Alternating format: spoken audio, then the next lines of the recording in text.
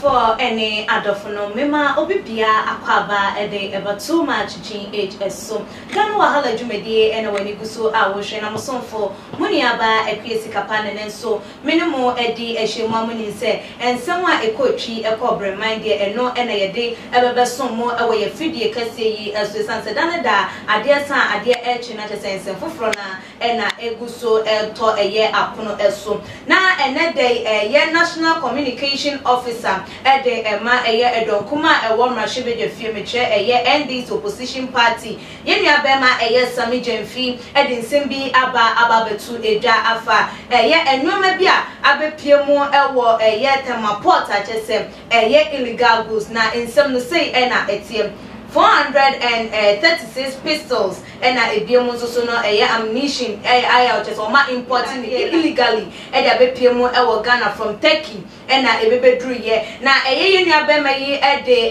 ensemwe ekokoto ye ewo ni Facebook post na say and wode ensem no etu jebusuafo mamenken kan emfa emamu. It has come to the attention of the National Democratic Congress that a consignment of 436 pistols and ammunition imported illegally into the country from Turkey. It was intercepted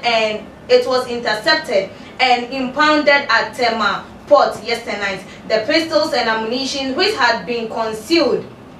in a consignment of personal effects from Turkey, were found during physical examination by customs officials at the port and taken to Tema Harbour Police Station. Attached is the picture of impounded weapons in a pickup vehicle and the police statement of the clearing agent that confirms the incident. While we commend the Customs Exercise and Preventive Service Unit at Tema Port for acting swiftly to impound this consignment, we demand that they update the nation on the worrying development in the spirit of transparency. Ghanaians deserve to know who illegally imported the said pistols and ammunition into the country and for what purpose. More importantly, Ghanaians deserve to know the identity of the so-called big men who are pulling strings behind the scene to get consignment released. Given the danger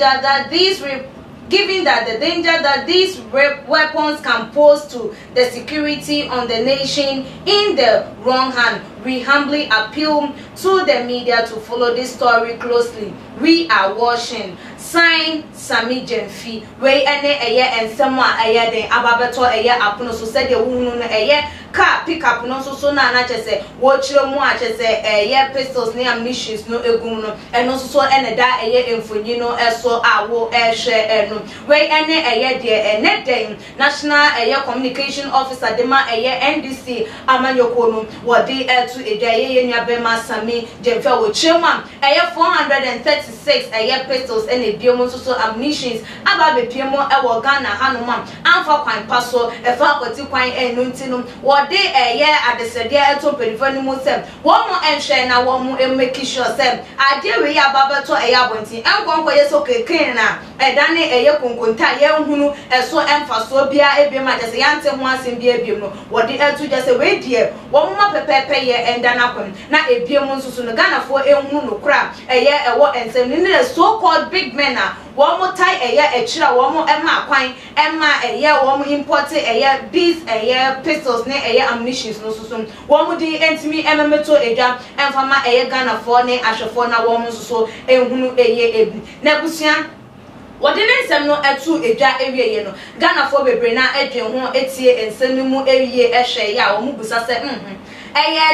ena wo Sami Jemfi wona wokoko hu ensem we ya wode ba beto abonte na se wo hu ade we na se wati bibi se ya na se bibi se ya ba social media so ena wo se won fa emememeto ena dodo na backlash no efa ensem ode etu eja no ebinu mususu se edon kuma wo na hwebe Jemfi no wo mo eka hu bi ena amasa ade we yes se de be ya abanya wote akonya eso no wo mo ede begu ni hu fi ana se wo mo de be ka ensem bi ede etia eno na dodo na susu se even basabasa ya ekoso eye Western Togoland militant for dwumadi omudie ene nyoma ekokoso basabasa mentime nwase esisi nyina no eye womo a ena eye ehye ase na ebusuafo ebinum susu se ebetimi abasa certain president ne na kwanfo susu ebetimi adidwuma na se eye no kure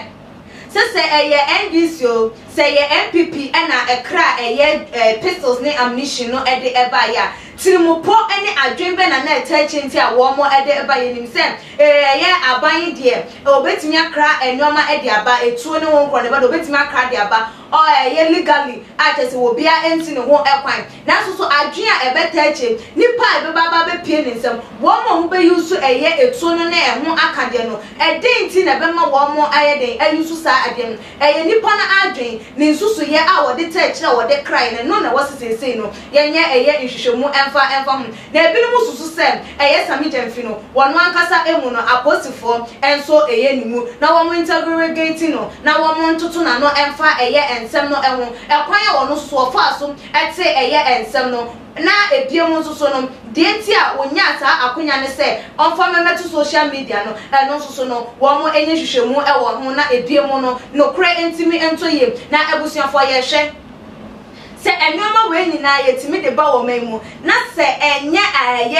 adwempone ena etai ekire na enye eye ade bia ye pese basabasa ye ensi ediam ena eba ne sen ena ye ni illegal eba ne sen ena chese efa kwati kwan so ansa na bebe piemu ewo o my Ghana se eye ade am eye ade se mo de eye ade chese empenifo mani tua se we de ye ne ye kram ye de eba ebia ye de be ma eye asojafo ye de be ma posifo de abo eye timamufo ho ban eba ne sen na wo se eye ade chese eye illegal efa kwati kwan so ansa na be piemu ewo o my Ghana wo ma ye hwe bibi yo because o man yi mu no eba wo mo o man na bo na kai hu se ye den ya wo nsusu no wutimu ebi se o man esi apene ena enya ade se wo ankasa no wo betimi afa wo hu edi totoroto nti wo dwen na wo ye wade so wo be ye boni bi ede etia eye 2020 election abato ya ene no wadwen hu mienu because ebi no mo de wo mo ewo de wo mo eye den edan eno abusiafo aha ene de ensam no esi sami de mfi eye ensam wode abeto dwe den na so betimi aka ede afafo de nkyereba o too much in comment section e bi mu like videos na share all the social media platforms meeting at the accuracy capa that's ne yebesane share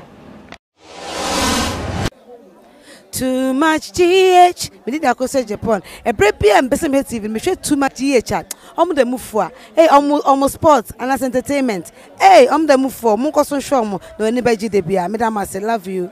too much GH we boy wate shout out to your fans and everybody who is watching too much GH. Me dey Isaiah Kodwampo obetun afem the great ampo mbrembren wonu me nka mo ne hwe too much GH mu ye too much na me so me ye amo fire.